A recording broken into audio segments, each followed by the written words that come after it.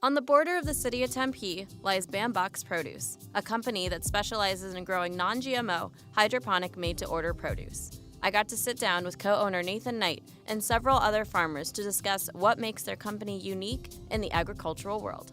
We really started with this concept of wanting to provide local, better than organic, real food to people if that's what they wanted. We've done broccoli sprouts, radish sprouts, arugula, pretty much anything you can find in the grocery store, just in the microform. We also do a lot of lettuce, basil, and we're just getting into fruiting and rooting crops, so we want to work through the dirty dozen, starting with tomatoes and then strawberries, all of the heavily modified, heavily affected foods that tend to have the highest amounts of pesticides and herbicides in them.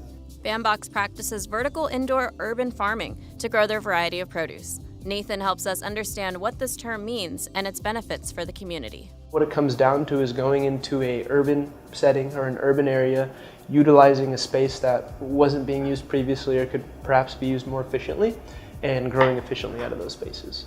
Our vertical farming allows us to have the same yield in a much smaller area, whereas a industrial farming operation would need several acres to compete with what we could in maybe 5,000 to 10,000 square feet. The sustainability aspect of this job is actually one of the reasons that I ended up here. I was, blown away that we use 98% less water.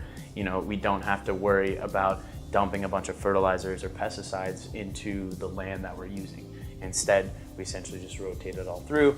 By being indoors, we can have a lot more control over the internal environment, so we have more control over the temperature, the humidity, everything that really goes into the plants. We're not at the whim of seasons. The pink fluorescent lighting is not just for decoration either. It has an important purpose for how to grow the produce. So we use a limited lighting spectrum, very similar to LED. It has mainly the blue and the red with a little bit of ultraviolet. By using the lighting that we do, we make sure the plants get only what they need, nothing more.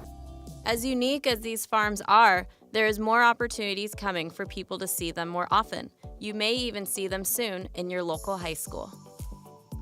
Just recently, Arizona had passed a law saying that schools could grow their own food for students. We'd love to start catering for all of the community and school programs that they do for lunches, but really building out those systems like we're doing right now at Chaparral, where we do an initiative called the Homegrown BAMbox. We'll come out, we'll build the system, get it going, teach people how to operate it, and then produce the supplies for them. Be like, if you can find a small spot in the school, we can cover a large portion of what's supplied in school lunches. Maybe even make it free, because right now it costs a lot of money for a monthly delivery of unhealthy school food. But students don't need to wait for them to come to make a difference. There's so many more ways to get involved in the community, especially in Tempe.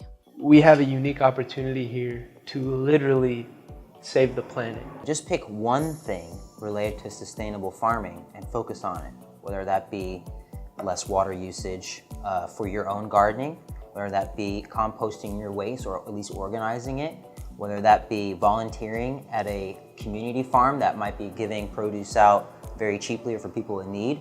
Whatever you may do in your spare time, you can still do that, but just take a little bit of that time and give it back.